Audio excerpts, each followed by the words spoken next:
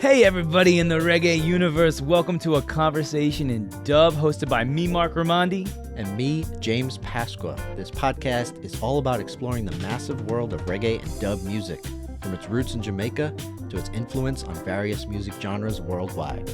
This podcast also explores the intricacies of dub through insightful conversations, interviews with artists, and in-depth analysis of iconic tracks. We don't just talk about the music, but also the stories behind it, the techniques used in its production, and the social and political context that shaped its development.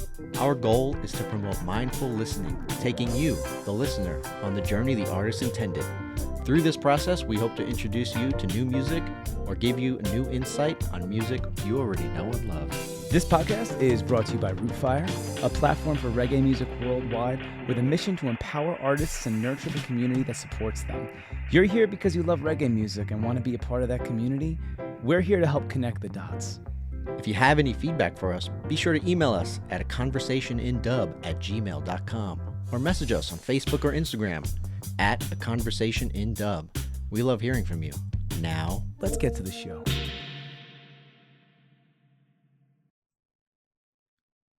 welcome back to A Conversation in Dub.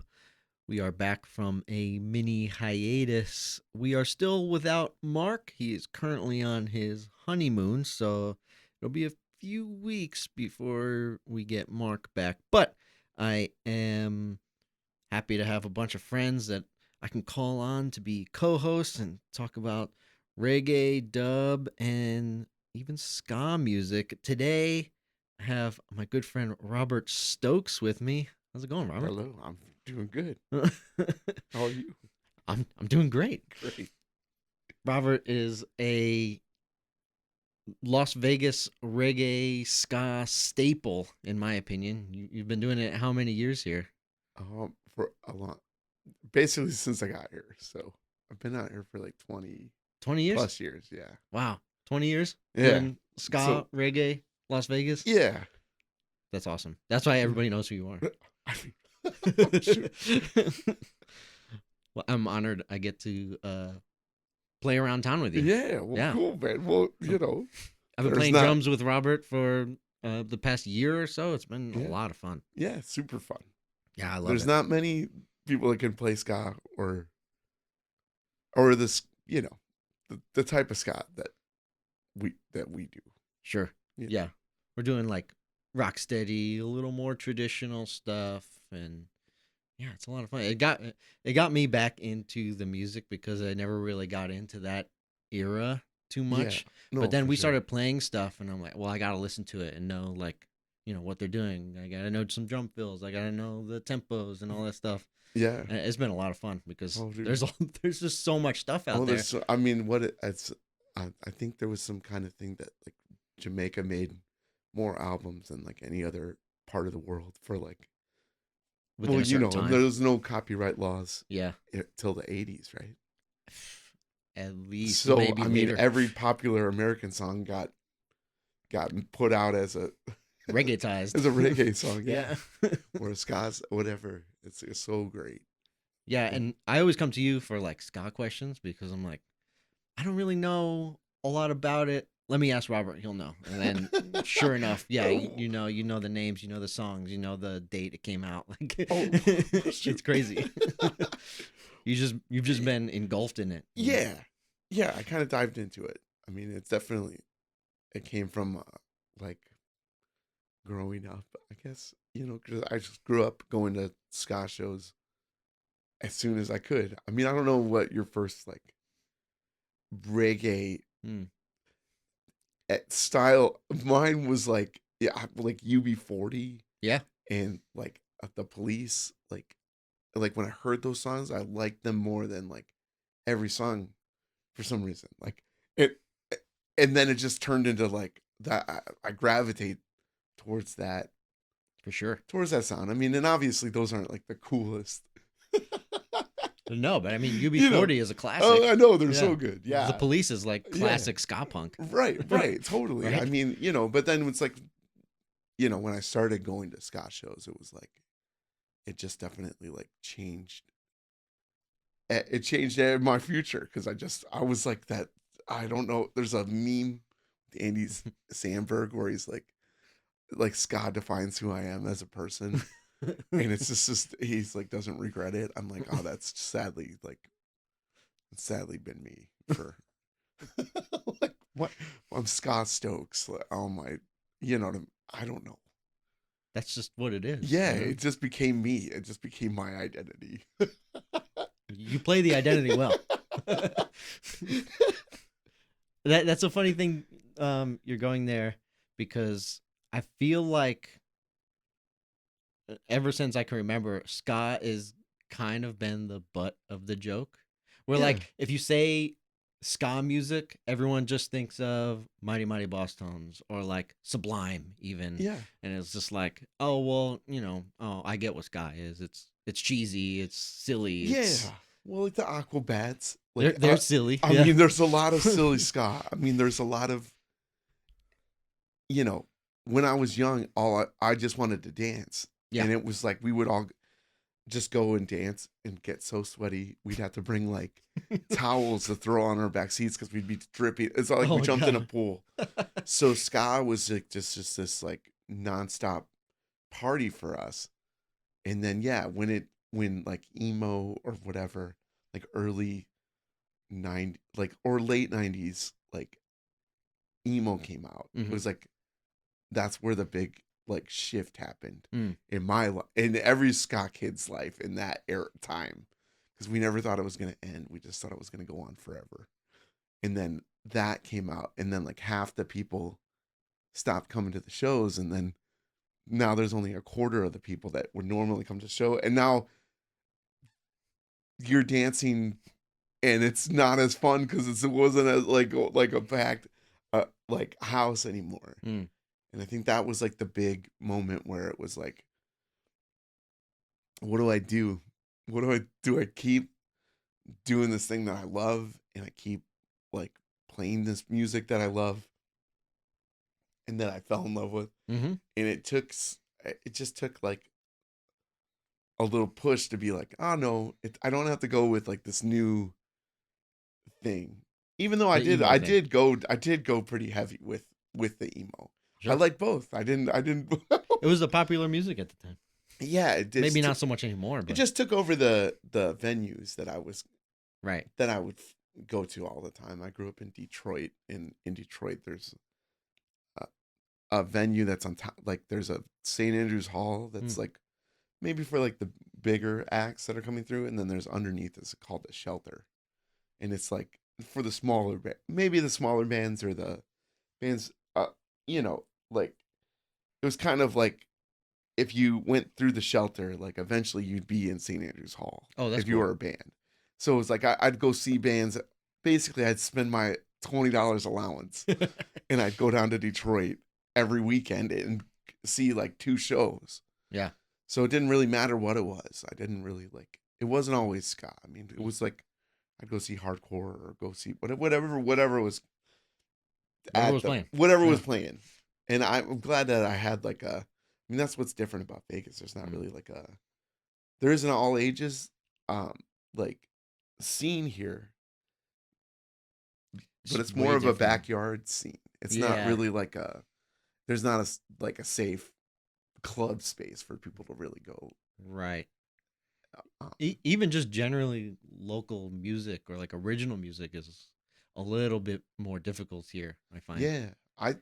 Not even just the all ages. No, totally. There's like just less, like, even if there's like, I think the odd thing about here is like there's such high quality artists. Yeah.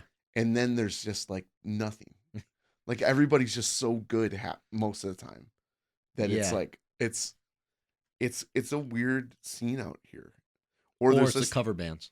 Yeah. Which, like big time cover bands. Yeah. It's like you can make as much as a touring band that's well known, that has a pretty good font. You could make more than a small act that can tour the whole country. Yeah. Here.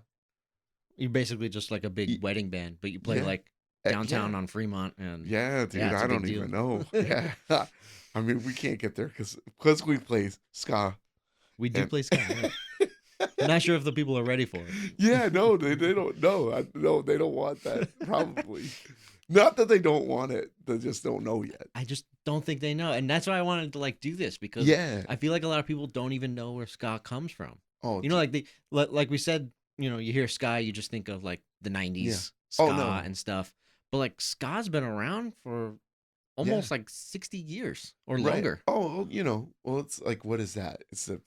Bob. It's like Fats Domino Mm. and the American artists were like what inspired the Jamaican music. They would, I don't know if you, I mean, whatever. Tell the people. Okay, yeah. So Jamaica had sound systems where Yeah. they throw their parties, and they would try and get the DJs would try and get the rare American records. Now we're talking early 60s. This is in the Mid-60s. like 50s. Okay. Yeah. So they'd have these big parties, and they'd have records, and then what is that, like I should have, like Duke Reed. Yeah. Who Sound system, yeah. Yeah. So it was like all these they started recording artists, and then they would start it just turned into this whole thing where the DJs would have a record the other guy didn't have because they would record all these songs and have tracks the other guy didn't have. So Very fast paced. but it was very fast because it was like that dum ba-dum ba-dum ba-dum ba-dum ba-dum ba-dum ba-dum. Yeah. Dance music from yeah. the late 50s. So early yeah, 60s. when you listen to like Fats Domino or those like early American artists, you can see where they caught that little off beat. Yeah. But yeah, it's that offbeat time is like Foundation. it's the whole entire thing. It's like such a revolutionary sound that even if it is inspired by American music, it just is such like a unique thing that Jamaica took and went. Well, it's kind of like half and half, right? Because it's Yeah. like the American jazz and R&B, Yeah. and then the Jamaican like calypso and mento music just Yeah. merged. Oh, that's totally it. Right? That's totally like so the you have like the jazz standards and stuff, but Yeah. let's make it not that a little bit. Right. Let's add this like tribal-esque stuff to Right. it, It's like that they've been Jamaica's doing, rock and roll, like, Yeah. hey, we're gonna I can't imagine being a kid and hearing like rock and roll for the first time. No. So it's like the same thing. In Jamaica, like that was like, oh, what is this? But I mean, there's like if you go, it's always weird when I talk to like I don't like anybody that's like in the reggae. For a little bit, I was in the Retrolites, Mhm. and we would play a lot at Brooklyn Bowl Mhm. before, like a Vegas lot of Brooklyn Bowl, touring yeah. reggae bands like Prodigy and Catch a Fire and Nice. things that were just definitely like, well, the drummer was in Fortunate Youth Oh, gotcha. Yeah. so he would kind of get us booked on stuff, and then the lady really, whenever I would play, I'd draw her like a stupid. So I draw her a stupid photo of all of us on our food order, and then I don't know, she would love us, so she would have us back all the time. But For everybody out there, Robert is a very gifted artist. He draws all day. He always posts it. Go follow him at Scott Stokes. Yeah, I doodle a little bit, but but whenever I would talk, because we played twice with the Wailers, Mm. and but like another band had come from Guam, and I was talking to him about, I was talking to him about Bob Marley or whatever, and then I was super surprised to hear that they're a touring reggae act, and they didn't know that Bob Marley was a ska musician. So when I showed them like old Bob Marley and the Wailers stuff, they were like, "Oh, I've never even heard this." I'm like, "What?" Like that's so. The Wailing Wailers. Yeah, it's such a strange thing that it's like even at that highest level, people don't know what ska is or what the root of Jamaican music or what the root of reggae is. If you said ska, they think ska came after reggae, Right. which is always the Common misconception. oddest conversation you can have. Because there's a Rocksteady, which is before reggae. Yeah. So it's always like I don't know how to. I always try and be polite, very like, I totally understand, but here I'll just show you, because you can tell that, you know, you know, what is that, like love and affection, or one love. You Mhm. know, these are There's that's like like an the old there's a ska version there's of a that. ska, and you could Yeah. tell it's from the 60s. You could tell it's recorded in that era. You Oh could yeah. tell that it's older than, as soon as you hear it, you're like, oh, that is older, no matter what. Much older than any of So the it's like Marley such an stuff you easy. I know. feel Yeah. like if you want to be cool and talk about ska, just use Bob Marley as he's, because everybody knows Bob Marley and everybody knows One Love, Right. or Simmer Down. Simmer Down. Yeah, And that's their if you hit. listen to the ska versions, it's just like, it blows your mind, because you're like, those songs are so iconic, but they came from that. It came from the ska era. Right. Like every Jamaican artist that was like from that period of time has ska in their catalog. Or either they Toots, performed it or they, that's what they were listening to when they Y- started singing. yeah, like Toots and the Maytals. Yeah. He was in jail during the whole Rocksteady era. Is that right? Yeah, so that's why he doesn't have any Rocksteady, Huh. and that's why when he came out, because he's kind of like coined as the creator of reggae, or like Yeah. the coin he like, I don't. Do the reggae. Yeah. Yeah. So when he came out of jail, he kind of like came out with that, like, he missed the rocks. I can't. It's so sad because Toots is so good. Yeah. But if you go back and you listen to Toots and Maytals, it's all ska and then it's reggae. It's because he was in jail. Because Rocksteady was like a 2-year long period. Yeah. It's really short. What was he in jail for? Possession? I don't. Is that what 5446 was about? Yeah, I think that it was like in that. Yeah, that was basically that. Like, Yeah. he got put. It's so crazy that, Of course. I don't of really course know it's the. crazy. I should know more of the story. I don't know offhand. Like, I don't. Well, I didn't know that actually. So that's Okay, yeah. Yeah. But he was like not. He was. That's why he doesn't have any Rocksteady, because he wasn't there for it. although some of that music, there's like a really big gray area between Yeah. Rocksteady and early reggae, where it's like kind of that Yeah. upbeat more It's than funny 'cause roots there was- reggae. There's an advertisement that I saw for reggae. It's like it's slower than ska, but faster than Rocksteady.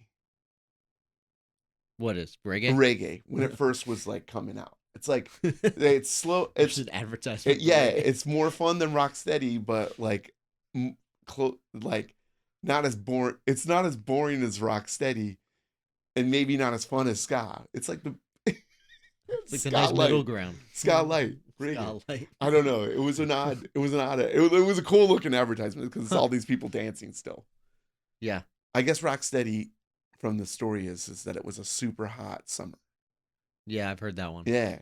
And then it was just so hot that the ska was too fast. Yeah, And they- kind of and- strip the horns. yeah. And then And- Oregon.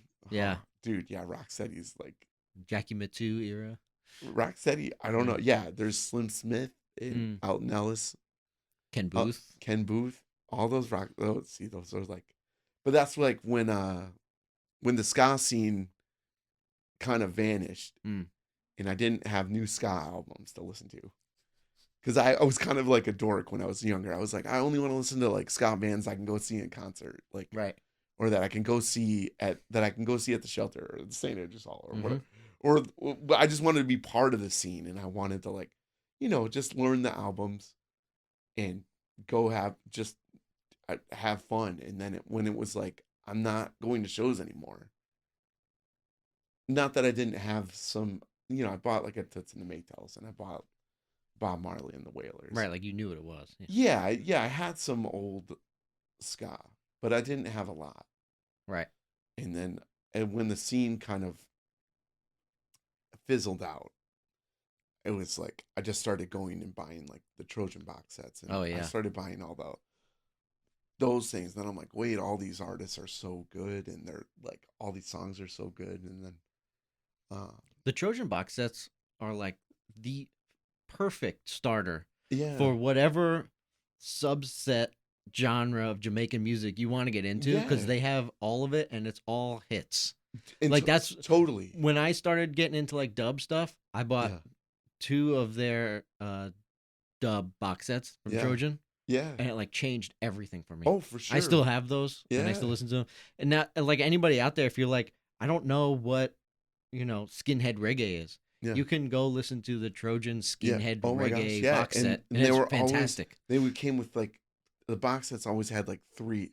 I Yeah. mean, I was more of I'm sadly like not a vinyl collector. Sure. I was collecting I have the CDs. Yeah. I was collecting CDs. So like I would always buy there's a place in town called Zia Records, which I Mhm. think they have a few of those. There's 2 throughout. here, and there's some in the Southwest. Yeah. Yeah. But they had so much Trojan stuff. It was like the perfect time. So I didn't really start buying all that stuff until I got out here. Mm. Um Good. Easier to move. yeah, no, yeah. I had a daughter really young. Mhm. And it was like right when in 2003, it was like right when the Scots everything kind of I mean, I don't even know what happened like during that period because I was just a dad and I didn't know I didn't even have time. Right. It's like my daughter was like, "Hey, I'm gonna cry for like an hour, and you're gonna figure this out, Dad." Yeah, I can't listen to music right now. I can't. I think when you know, and that's probably too what happened to me too. It's like all of a sudden I'm a dad, and I'm not out. I can't go to shows. I don't have. Right. I didn't do anything when my daughter was little except for just be with her. Right. And then, good call. Yeah. Yeah. Yeah. It was just like, it's I would never do it differently. If Right. I'm just glad I didn't like have internet and I didn't have anything. I was kind of broke. I didn't even get like I just had like a landline for so long. I was so just living paycheck to paycheck for forever. But I would buy when I was working, I would buy those Trojan box sets and then I'd listen to all that. And my ex-wife Rachel sings, and when we found like got it in the Rocksteady, and I started buying all that Rocksteady stuff, because when we would play, she would kind of we didn't have much to go off. She'd do more like a No Doubt, or she's really good at like mimicking voices. Sure. So when we got like Rocksteady, like when we got like Slim Smith, and those type of things, it was like it kind of opened up this space for her to sing like different range. to sing in that more soulful. And I think Right. Rocksteady also like helped me like sing more soulful and not sing so like about like just There's more room for it. Yeah, the way that ska kind of has like it is like a silly music. It is kind of It can be, sure. Yeah, it can be like a really I wonder how it was perceived in the early 60s, Was it like, this is silly? Or was it like, this is the most amazing thing I've ever heard to the people? I don't know. I imagine it was, dude. I mean, I I always like love songs, and I mean,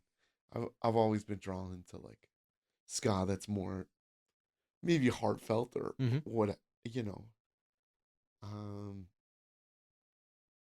but it was more ska punk. It was, America's take off of like European ska, like two-tone ska. Which is a perfect transition because we're gonna get into like this music was made in Jamaica, but it was borrowed from a lot of American music, and then it traveled its way to the UK, and then it traveled back to America, and then back to Jamaica. It's just like this whole revolving circle, right? Yeah. So I think every part of the world has a ska scene, like Right. Japan, Mexico, like wherever you're at, there's like a little ska scene, and I think ska, in some way, after all is said and done, is just this very true, like the scene's so good. I go to Virginia for the ska festival, the Supernova Ska Festival, Yeah. and it's like the most peaceful, but it's like everybody, it's like go there to it's dance. like everybody's like knows they're a dork, but they're so glad they're a dork. You know what I mean? Like it's like Nice. Oh, I'm glad I'm this and I'm not. I don't know. I just Right, yeah, everybody that's there is just so. It's just so funny. It just feels like such like. good I energy. think to be like into ska, like if you were listening to ska with your windows down, like people are gonna be like, "What is wrong with that? What are they listening to next to me?" Of any era. Yeah, I mean, I don't know how many times I've been driving and I'm like basically skanking in my car, and people look at me and I'm like, I just don't even care that you're looking at me and you're think I don't care because I'm having more fun in my car than you are. So Exactly. so yeah, but yeah, Enjoy your AC/DC. what is it? What is it?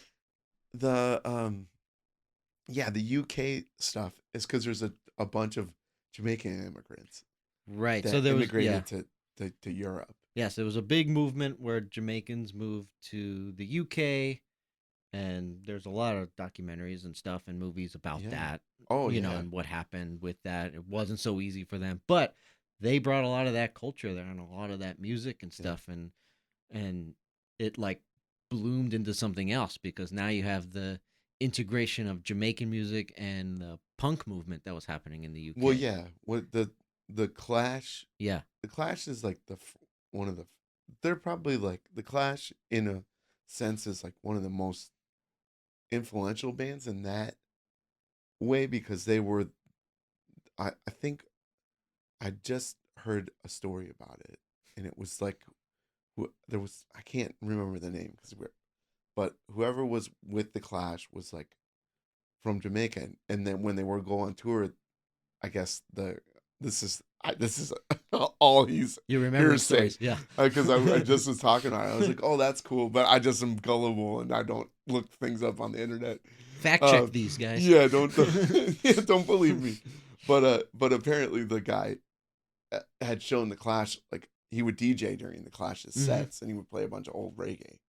Right. And then the Clash started kind of integrating that, and I feel like, and also like the skinhead movement is obviously like the Jamaican immigrants would have like parties playing their music, and the working class of the UK, which were skinheads, which is this is like this is Let's something you debunk it. Yeah. something you don't explain to like it just you don't start off like you don't go I like skinhead reggae. You just don't say that out loud. You can't anymore. Yeah, It's it's too just kind heated. of something that maybe or you just have to explain before you. Explain it. Explain it You now. explain it a little bit. Yeah, yeah, exactly. So this is because when you say skinhead, you immediately think of like a not a Yeah. neo-Nazi Right. that likes reggae music. Which It's doesn't make any it's so sense. confusing anyways when you hear it. But I always just call it boss reggae Okay. to somebody that wouldn't understand the culture. Sure. Because that's like another great term for it. It is like, but skinhead culture is that, Right. you know, So yeah, explain what like skinhead reggae is. So well they would go the working class would go to the Jamaican parties. Yeah. And then so the like youth of the Europe started falling in love with reggae in the same sense, but it is that like punky reggae. It's right. The it's like a drag you. It's such a different rhythm, the skinhead rhythm. It's Yeah, like the Agrolites is a good example of what skinhead reggae rhythms are. They do it. They're like the kings of that. Yeah. You know what I mean? If anybody's doing anything like that, you could almost say that they're doing what the Agrolites did. But if you go listen to all the skinhead reggae, you're like, oh wait, no, that's what that. Yeah, that's where the Agrolites got it. Yeah, but it's such a cool like. There's a Cimarif and the pyramids. I mean, definitely like that whole little block, and then a lot of artists in that same way, like they go through ska, they went through rocksteady, reggae. That like almost all artists have like, even Bob Marley has like some of those skinhead reggae rhythms behind a lot of his tracks. Sure. So it's such a cool. I feel like ska reggae, that whole Jamaican music influence. It's like everybody likes every variation of it, pretty much. You know, like, or at least you gotta respect it. Yeah, when they were in those bands, they all went through like the same. They were like, "Oh, that's cool. Oh, let's do that." Like, I feel like every band did that. They all, what a like a united like group of, like rock. It's not all different. Mhm. Like not everybody went through like with what the sound didn't change exactly. Hmm. I don't know. Yeah. I don't know if I'm making any sense. I I- might be getting more I philosophical. don't know how to put it into words either, but I know what you mean. Yeah. It's just like, Like rock is rock. It's changed over the years, but it's not like it's still like, okay, yeah, this is rock music. Yeah, I know it's exactly not what like it is. every artist. But like reggae is pretty different from ska. Yeah, But they're all related. They're all the right. same. But it's crazy to think that all those the biggest names, Right. all chose to do every piece style and venture into it. Freddie I mean, what is McGregor, that? John Holt, Yeah, all like, these guys. What is oh gosh, the Pioneers? Yeah. But a lot of those rhythms are even if there's all the horns and all that like elaborate music, it's still like the base of it is like that skinhead reggae kind of. Yeah. So I don't know. It's just crazy once you get like into everything and you see like all the what's specific about each genre. Mm-hmm. It's like, oh, that's such like a cool, and that's what I mean. Of course, like what with like me and what I try and do is be like, I want to just take a little piece of everything, and I want to be all the bands. I want to be all the eras. I don't want to be like, oh, Robert does this type of like rate. And I'm like, no, I do all of it. I do like a super slow, like a modern reggae sounding song, and then we'll do a ska song, and then we'll do. I mean, I don't actually have a lot of like the skinhead rhythm. I don't know why I don't really like. It's not calling to you. That's why. Yeah, I don't know. There's something about my vocal, the way that I am vocally. It doesn't always fit, but we'll get it in there. I mean, we do it. I do a bunch of covers like that. Yeah, because I feel like a lot of covers are good with that. A lot of it fills in some space. It's weird though, but that's what's great about like knowing all the branches of reggae music. Is It's like when I go to make a cover, it's like all of a sudden it's like what genre or what variation of this of Jamaican music fits best with this. Right. Is this a ska?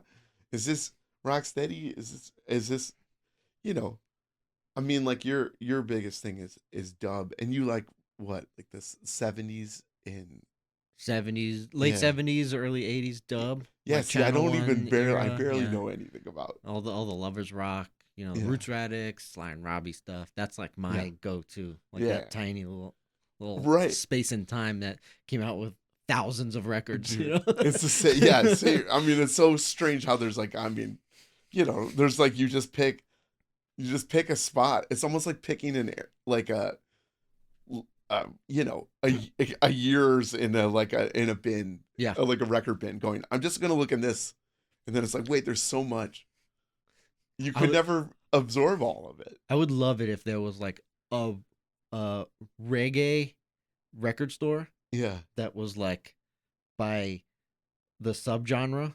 Yeah, so you can go into like dub, but then you can go into like 1981. Okay, yeah, dude, and then you look, know what? And then 1982, and then look. That's a great idea to just do a year, like a reggae, but by year. Wouldn't that be nuts? Because it would all make over the place. Yeah, too. It'd be so like, oh, that's where that decade is what I love. Yeah, because it's weird. Because everything, it's when you do listen to it, it's like everything was like the same, and I don't know what it was like. Everything in that little block, it's like you said, like you loved that, and then you just there's 1,000 records that are the same, that are exactly in that. It's like everything in Jamaica just was like, okay, this is what we're doing now. We're doing this now, yeah. Yeah. Because they weren't doing ska after a certain point. They weren't doing Rocksteady after a certain point. Like it's I said, so strange. Rocksteady's like a 2-year thing. And then when they went to like the digital era, they weren't doing any of the other stuff anymore. Oh, it's dude, like everything went horns, all together. The keyboard horns. Yeah, all the dancehall, that's digi like, reggae. Yeah. Dude, that's when you fall off. That's where I fall off. I fall off there too a little bit. yeah.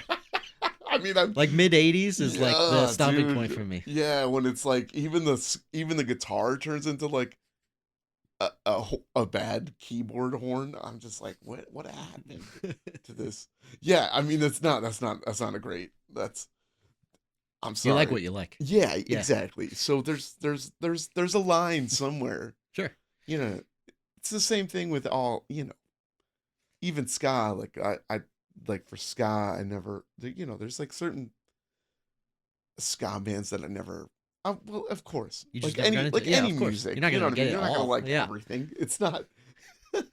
Now, while we're still in the UK, we're talking about skinhead reggae. There's also two-tone, which Yeah. also was a kind of a English branded subgenre, right? Yeah, well, two tone is is is that blacks and whites Mm-hmm. like mixing, Yeah, and that's what like the you know that's where the checkers what come from. checkers is like a strange, it's always fun as like a ska kid to explain like why checkers are important. Yeah. And that's where it's like, as much as I didn't never, I guess when growing up I was never super into like the UK, the early stuff. I don't know Mhm. why. And all my ska credentials go way down when I talk about. Well, people find that as like gold. Like, Yeah, that's it. it is like, it's like the Beatles of ska. Like this, the Specials are like the Beatles of ska, Sure. because they're like the founding, the main thing that changed everything. Like, even though the it's Clash true. kind of like can change things, it's like the Specials really took like Jamaican music or in like ska music, and like, if Mhm. I saw some interview with them that was like, we're a punk band, and even the guitar player, um I think his name's Roddy Radiation, or but he, like, Elvis Costello was going, I was producing the album, Hmm. and he didn't want his like his guitar to be so dirty and Right. punk, and then it was like, no, that's our sound. And that's like even at their like coming out, it was like, because Elvis Costello, in that sense, I think I watched a couple interviews with like the like Sting, Mm. and I think it was Sting and Elvis Costello, and they were like, if we didn't hear the Clash doing what we're doing, we wouldn't even have known. So I'm like, Hmm. I don't really, I think I would have to, I feel like that's my gray area, is like two tone. It's a little bit of a gray area for me. It seems like it was like heavily created slightly by the Clash and that skinhead movement in the UK, the Yeah. Sharps, and then black, and but then it was the Specials were a black and white band, Right. and then they created two tone records. So and then that was like the rude boy that you see as like a ska symbol Right. is from that. Everything that is pretty much like black and white was created by the Specials. So really, Right. in a sense, like Madness and the Selector Yeah. and like those bands, they're English beat or the beat in the UK. It's weird. It's strange that they have two. They're the English beat in the United States and the beat in the UK. Is that right? Yeah. They're the same? They're the Okay, because same. I never See, really. I like the English beat. I loved Elvis Costello. Mm. Even before, like, whenever people compare my voice to stuff, they'll say I sound like Elvis Costello. I'm Oh, like, really? oh, cool, man. All right. That's a good And compliment. I get John Mayer a lot, which I'm Huh. like, where the freak does that come from? Huh. I don't even sing a John Mayer song. I don't even think I could. So that's Well, you why I never know I tried. don't sound like him, because I can't even sing I can't even sing a song from him. I don't know. But yeah, I mean, the UK, yeah, and that definitely created American ska punk, like the Specials and all that stuff that happened in the UK. What is that, Bad Manners? It's like all that stuff was on that cusp of being punk, but still like going all the way back to the roots, like the Prince Buster, Right. like a Prince Buster's like the king of that whole, and then there's Derek Morgan from the Yeah. ska. Like, if you want to go back and listen to like great old ska, I'd say it's Prince Buster, Derek Morgan, Desmond Decker. Desmond Decker's great old ska. Toots and the Maytals is great old ska, but I feel like Prince Buster and like Derek Morgan and that type of ska is like what the UK really like took as like the two-tone movement really just took that kind of vibe, Gotcha. you know. And anything the Scatolites were on. Yeah, the Scatolites were like, you They know, were the band for oh everything. yeah, you know the Scatolites. They're like the Motown. Yeah. They were the backing band for like everything. Yeah. So yeah. Okay, so then we're talking like 70s, right? The Specials, the Selector, and all them. Late 70s, Yeah, what is early 80s. yeah. And then And then in not the U.S., we US get like ska. Fishbone, and then we Right. get Operation Ivy, which is more ska punk stuff. Yeah. And Well, yeah, everything was more in that ska punk realm. What is Right. that? Bim Scala Bim. There's a little bit of the early, and that's where I you know, I don't know much about the like early 90s ska. Like I I'm what, I don't know, 43. But I got my first ska CD, oddly enough, was Suicide Machines' Destruction by Definition. That I was in 6th grade and my buddy started playing drums and his drum teacher gave him that CD. And then I got it and I was like, this is the best thing ever. And I would just play my guitar to this Suicide Machines album. And then I got lucky that my brother had a friend move from Long Beach. So he had 40 Ounces of Freedom. sure. So I had these two albums like at a relatively young age, just as like, I love this so Mhm. much, you know? And then, so I would just listen to those. And that's where, of course, like I started trying to find, I think every kid that like fell in love with 40 Ounces of Freedom listened to that end where he's thanking everybody. And then you went and found all the bands that That's he exactly mentioned. what I did. Yeah. Dude, for real. I was like, what is Tits? I love 5446. I'm going to go listen to the original version. I went and bought like that same, right after that. So that's when I bought Tits and the Maytals. Right. It's because I was like, he said it. And then That's so funny. That's exactly and then I what bought the did. Descendants album. I bought Yeah. all those CDs. Bad Religion. And Yeah, I got all that stuff that he was talking about at the end of it. And it was just like, what a great like little gem to get you started. Like, right.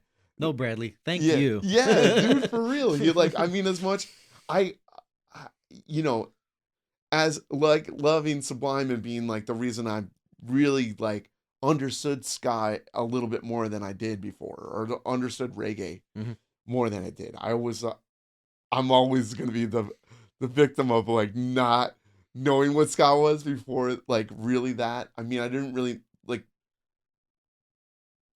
know I was a kid and I didn't really know what Suicide Machines were doing, but I was like, But you liked it. I loved it. Yeah. I loved it. It was Right. just the whole album's crazy. If you've never listened to this, I've never heard of them. Destruction by Definition Okay. is like hands down the best. Like if you drive anywhere, just listen to that. It's like you'll be going 110 miles an hour and you won't even know that you're driving that fast. I gotta check it out. It's like the best drums on a ska album ever. I definitely gotta check it out. Yeah, it's the most. Yeah, when you hear like his like when he's doing like the rim stuff, it doesn't make any sense. It doesn't make any sense. That's why my drum teacher gave it to my buddy because it's like you gotta listen to this drummer. Yeah, and it's so good. I was just showing my nephew, and I was like, oh gosh, yeah, I can listen to that album. It's like one of my all-time favorite albums. Oh, nice. Just the same way 40 Ounces Free, but it's like one Sure. of my kid albums, you know. Yeah. But yeah, there's that 90s stuff. Like there's Skank and Pickle, there's a guy named Mike Park that he started Asian Man Records, and that's like for like American ska. Now we're in like what they call third wave. Third wave Yeah. was what I like. That's where I started. So Third wave and ska punk to me are kind of like, hand in hand. yeah, oh yeah, ska punk and third. That's what third wave basically is. It's going like here's Jamaica. Yeah. That's first wave. Second wave is the UK, and now we're the third wave. Right. And now anybody can say we're on the fifth wave, or I don't feel like we really had another wave. No, because if you even watch those like '90s movies, like Clueless or Yeah. like those, any of those movies, I mean, there's like dude. a ton of ska in there, we were and doing that is like third wave Oh. ska, and you can still find hundreds of bands out there that are doing Dude. that style like right now. I Still, love like Say Ferris is in what? Oh, yeah. Like 10 Things I Hate About You, I think. Oh, was that them in that movie? Yeah, dude. But but that was what was fun. I mean, I guess like in my little like whatever, like Yeah. those were some of those first ska shows I went to. Was like Save Ferris and Nice. um, No doubt. Goldfinger. Oh, And Goldfinger, yeah. Goldfinger was kind of ska. Their hit song is definitely the Superman there's like that Red album that has like the phone on it. Yeah. That whole album's like almost a ska album. So it's so Yeah, for sure. It was just like a good, and I saw Real Big Fish, and I love Real Big Fish. I loved all that stuff, but I guess 90s like ska punk, like late 90s ska punk, Mm-hmm. is like was my That's your go-to. that's your like awakening. Yeah, when I was young, I Yeah. was like all my songs were so fast. Yeah. I can't even play them any. There's one song I can't even play. I'm so chubby and not in shape. I can't even play the music I wrote when I was young. Gotta be in shape to play ska. Yeah. So I mean, I've been playing ska since I was like so little. You know what I mean? Like I was in like 7th grade. Just because like I mean 40 Ounces of Freedom has it has like real fast ska real songs. fast stuff, but also like there's some dub in there, and there's a lot of punk in there, Dude. and there's like Latin beats in there, and you're like, this is all over the place. Yeah, it's a history lesson. I mean, 40 Yeah, it Ounces is. of Freedom is like it's just crazy to think, because Brad Noel, he would go to Jamaica with his dad. Yeah, I think he went there and he like bought a bunch of records and like Yeah. really got into it, and came back and was like, this is Yeah, see, that's all you need though to be inspired. yeah. Like, and that's what like And at that time, it was different than now. Like right now, I could be Yeah. like, oh, I'm gonna go listen to all this music from like yeah. this weird province in India or something, and then Yeah. get really into it. You couldn't do that then unless you went there. No, you had to buy it. Yeah, and I think that's what was like. I'm glad I grew up when I did, but not to sound like an old fogey, but it's like You kids today. I would get, you couldn't get these CDs at the store. You had to go see the band and then buy the CD. Right. And then when they came back to town and you knew their songs, it was like, it was just so fun. Right. And, but I think what's changed for me, I don't play like ska punk anymore, really. I started a band for a little bit that took the songs that I play now and I play punk version of Right. ska punk version, and it was fun. But I like now, you know what I mean. Mhm. Now that TJ moved, that was my drummer before. It's like I like where it's at. It feels like but I feel like everything that I've learned over the years, I feel like I hope I have that kind of like sublime kind of like feel, is like when you listen to maybe my music, you're like, you'd be like, what is that? There's something about that I like, that I don't that I haven't heard before. I haven't. Right. Like, where do you get that idea from? Yeah, I hope that's like, you know what I mean. That'd be awesome. I definitely don't do a little toast at the end. No, I don't know. What a strange thing, but yeah, I mean, when you think of it, it's like ska all the way. Ska's just growing through time. It's really evolved. But then, okay, then in the 90s, or 90s, early 2000s, you have like New York and LA that really like grasped onto like traditional ska rocksteady stuff, and they are still kind of holding down the fort there. Yeah, Like you have Slackers and that whole like Brooklyn rocksteady. and Slackers were around through the whole. And there's a band called the Toasters, Right. Yeah. and then so Mr. Bucket Yeah. ran Moon Ska Records, which was definitely like its own.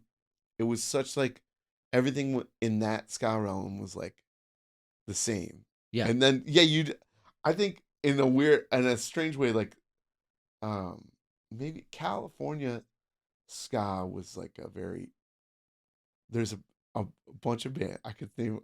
There's Jeffrey's Fan Club was like totally dumb.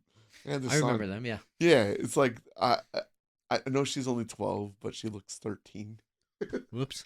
I mean, the ska was just dorky like that. Yeah. I mean, a little bit, you know. But in Detroit, one of my favorite bands was from St. Louis called the MV330, Okay. and they're like to me like they were like the best, and they were like the funnest show, man.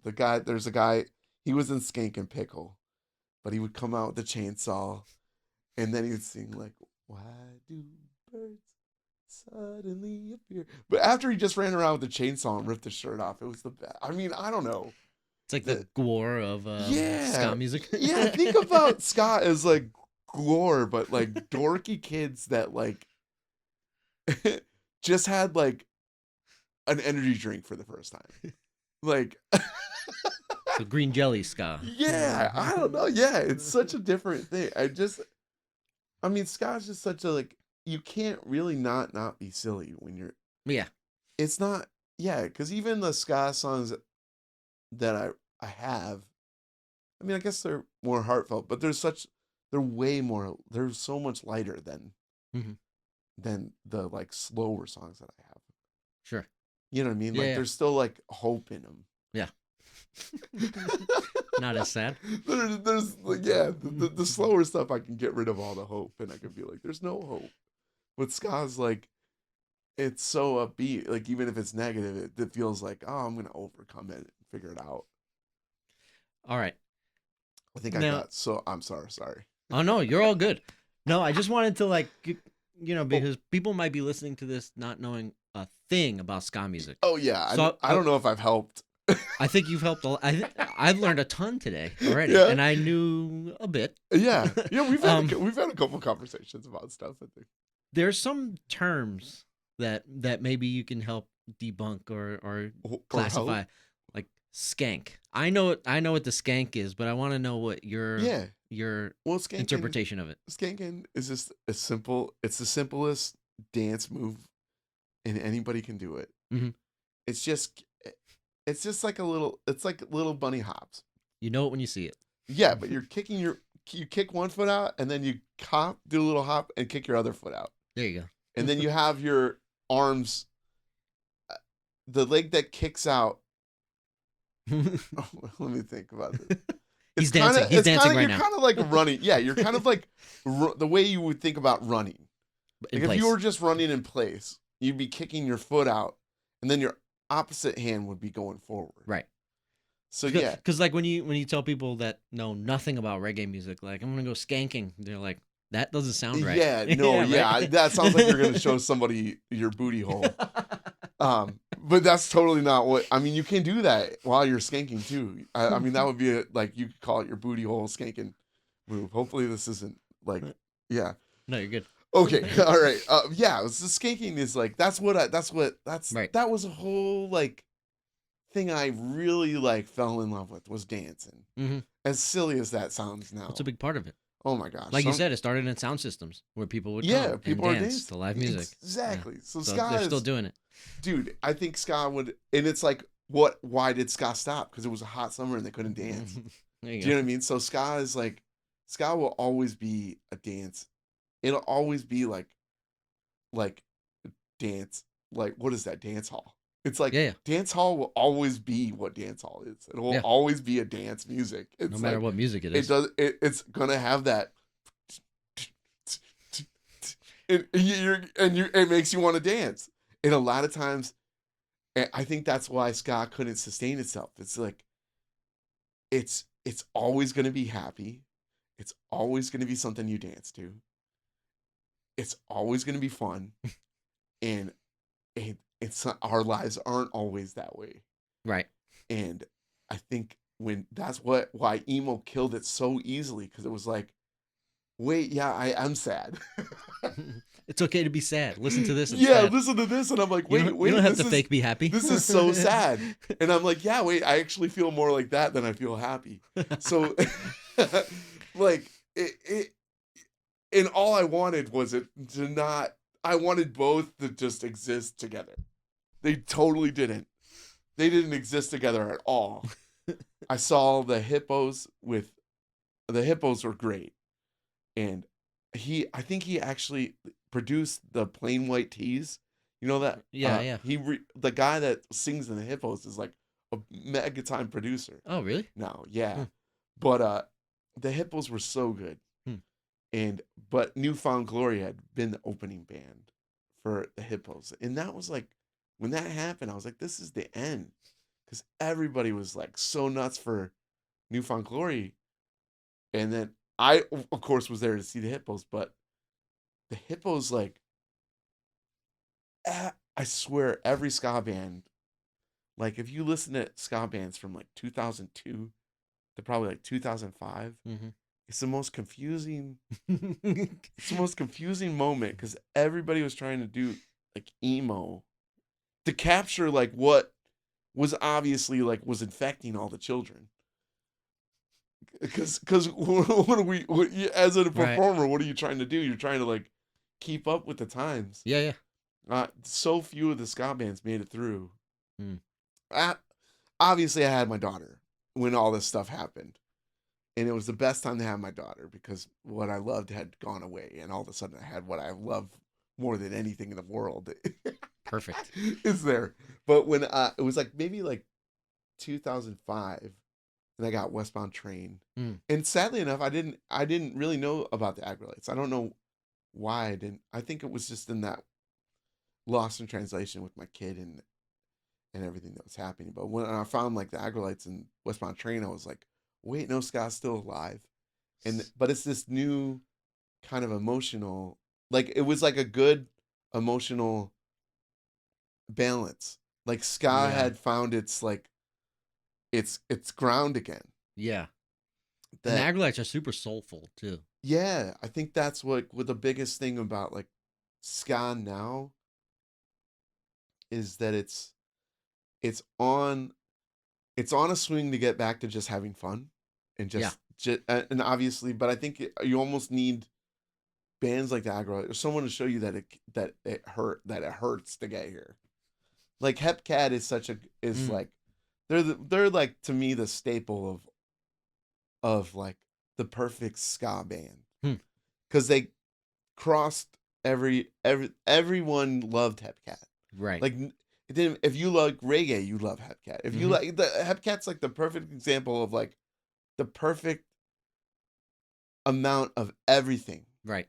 They're ska, they're like third wave, but then they're also like did all those like they did a bunch of the old classics.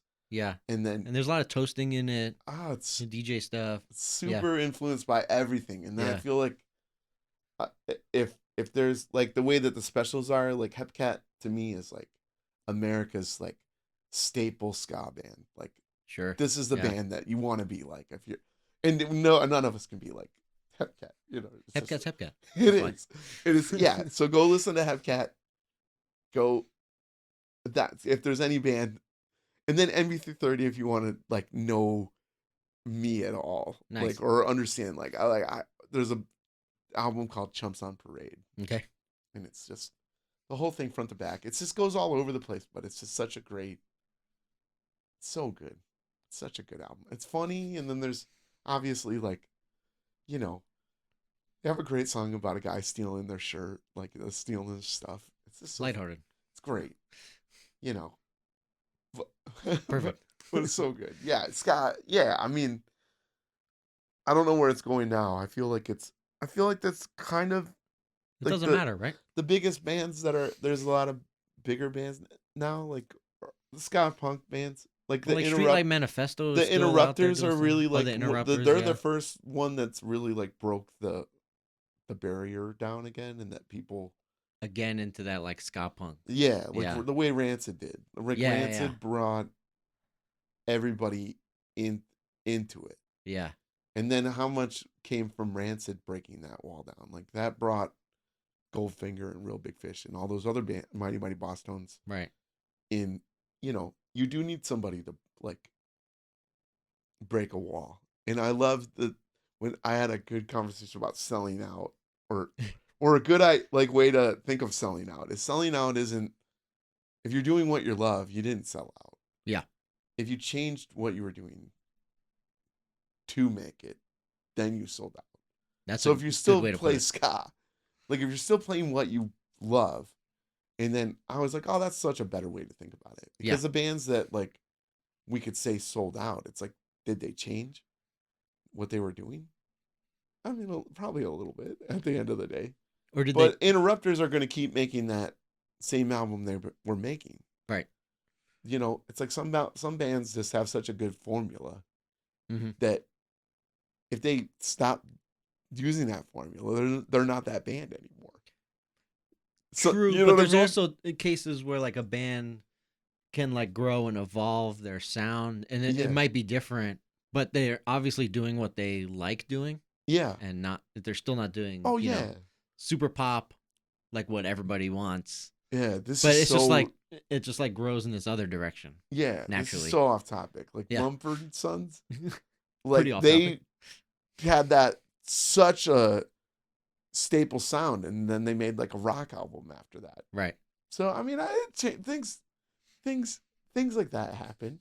Of course, it's like you don't want to just create a generic. I mean, but yeah, but selling out, it's I wouldn't say that California scene is very like I mean, it's like the Spanish punk. It's like it's huge. I mean, and it's such a good like, you know, I've been lucky enough to like play with like Madame Mosca, and there's a lot of like great like LA like ska punk bands, but there is that like Steady 45s, like more traditional, the Agrolites. I think there's a band out there, the Capsules. You know, there's like there's just still, I don't know, everybody that's still doing it just does it because they love it. Right. I feel like that's the best thing about the ska scene after everything's said and done, is that nobody's doing it to be rich. Like nobody's doing it to like, you know, at the beginning when ska was super popular in the like late 90s, right? People were probably doing it because they thought, you know, this might pay all my bills playing ska. Might get a good commercial gig. Yeah, dude. Yeah, it was just which it probably did. It was easy, you know what I mean? Yeah, because dude, we were all eating it up. Yeah, but we all got full really quick, you know. So I feel like everybody that kept doing ska did it because they loved it. It was like a mom and pop. It's like every ska band is like a mom and pop shop. Like none of them are like a chain. They're all like their own thing. Because think about like the Agrolites, even if they're the biggest band in that field, they're a mom and pop shop. Yeah. There's something that you have to drive all the way out. You have to drive an hour to get to try it. Right. You know, it's not the same as like, I just feel like you're not going to get the same brand by a different band in this different location. Right. You're only going to get that brand right there. Not to hate, because obviously this is a reggae podcast, but like there's a lot of reggae, like American reggae. Yeah. That is like a Walmart. It's like such a huge there's a name big, and a brand, and it's a thing, and it's like oversaturated market. Yeah, it's like very like, not to say that we're cooler. You're trying to. I am though. No, but I mean obviously like whatever. It's like reggae has a formula that is a lot more universal. Ska is a formula that's not super universal. It's very like, it can be, but it's still, I think, you know, sometimes you do have to change your tune. It's like a lot of the like the Steady 45 singer. He's gone on to do great things. Like he's in the Sinceres, and it's like that soul. And then I think that Rocksteady is like that branch that if like you love the Frighteners, right? Oh yeah. Yeah. So the Frighteners and like those bands are like such a good example of like soul. Soul is like that. Like it's a bigger brand. You know what I mean? It's like you're stepping into like another level. Yeah. If you add soul to it. Right. I agree. And then all of a sudden, and then the hard part for me as like a ska or like a rock steady, or that I love that when a band just goes full soul. I'm like, oh no, Oh no. oh no, we're losing. But it makes so much sense. It makes sense because it's It right makes there. so much sense because you're growing. Like Yeah. it's a brand that like starts to make so much sense. Right. And which is niche in its own. yeah, it still is. It still is a mom and pop shop. Right. Don't get me wrong. Yeah. It's just like, it's more. It's like a store that has like good spaces between the t-shirts and the pants, and like there's enough room to walk, and it's very comfortable, and it feels nice. That's soul and Rocksteady. Yeah, that's soul Rocksteady. You know what I mean? Whereas like a ska store is just a bunch of like bright t-shirts, and there's not a lot of room. Nice one. Yeah, I don't know. I mean, yeah, it's just to each their own. Yeah. I think sometimes it's, you know, when you think of ska, when you think of The evolution. the evolution of it, nobody owns any part of it. Yeah. It's like always going to grow. It's always going to be different.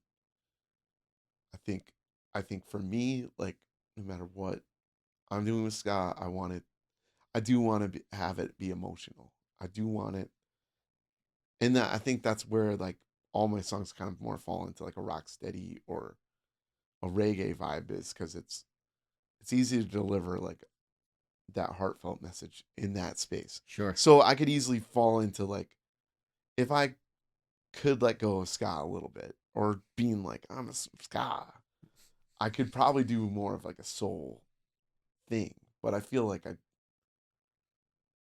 but like selling out, it's like Well, is it feel like- selling out, or feel is like it a part just of me would be selling out, because when I pick up my guitar, you want to?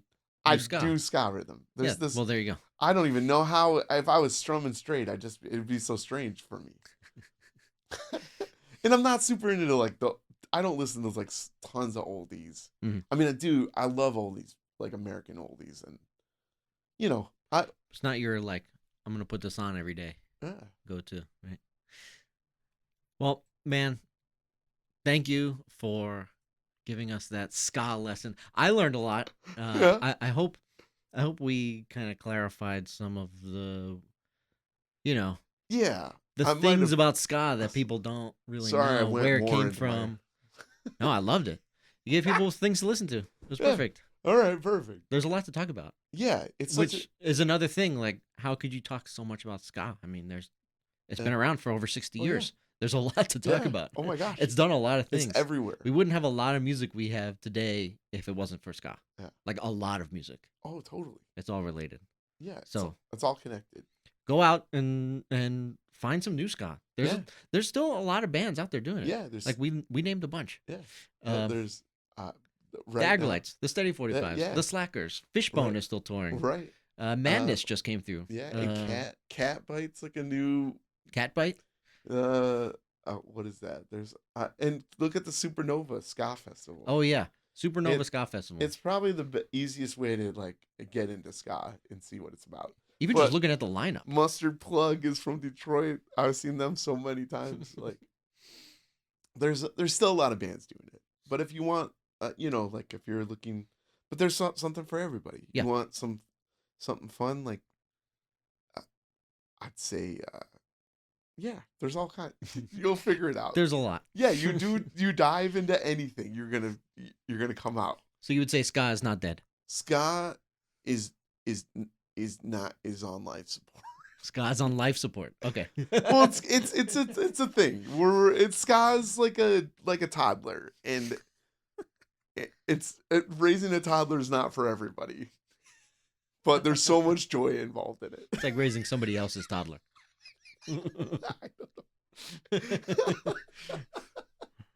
Well, Yeah. I hope everyone out there enjoyed the conversation. Robert, thanks Yeah. for coming on and talking about ska music. We got to have you back on when we release some music, which Yeah. should be maybe this year, next year. It'll hopefully this year. I Let's would shoot hope for it's this not year. next year. Let's shoot But for if this it's next year, it's next year. But music in the works, Yeah, right? yeah, we got it. Awesome. We got me and Dean worked on some bass lines. We're doing good. All It's right. good. Yeah. All right. Robert Stokes and the Painkillers. For Yeah. anybody out there listening in Las Vegas, we play around town. Yeah. Go catch Robert Stokes solo. Go Yeah. catch him with the Painkillers. That's us. It's always a fun time. Yeah, so fun. So, man, Yeah, we'll thank you so figure it out. much. Hey, thank you. And everyone out there, remember to keep dubbing. Thanks for listening to A Conversation in Dub, hosted by James Pasqua and Mark Raimondi. Conversation in Dub is brought to you by Rootfire, a platform for reggae music worldwide with a mission to empower artists and nurture the community that supports them. You're here because you love reggae music and want to be a part of that community? We're here to help you connect the dots. This show is produced and edited by James Pasqua. Our theme music is an original composition called Keep Dubbing by James Pasqua and Mark Raimondi. If you want to hear previous episodes containing full songs, you can find them all on Spotify. Follow us on Instagram and Facebook at A Conversation in Dub. And if you have any feedback, requests, or just want to talk about music, reach out there or email us at aconversationindub@gmail.com. Make sure to rate us on your podcast platform of choice. And as always, keep dubbing.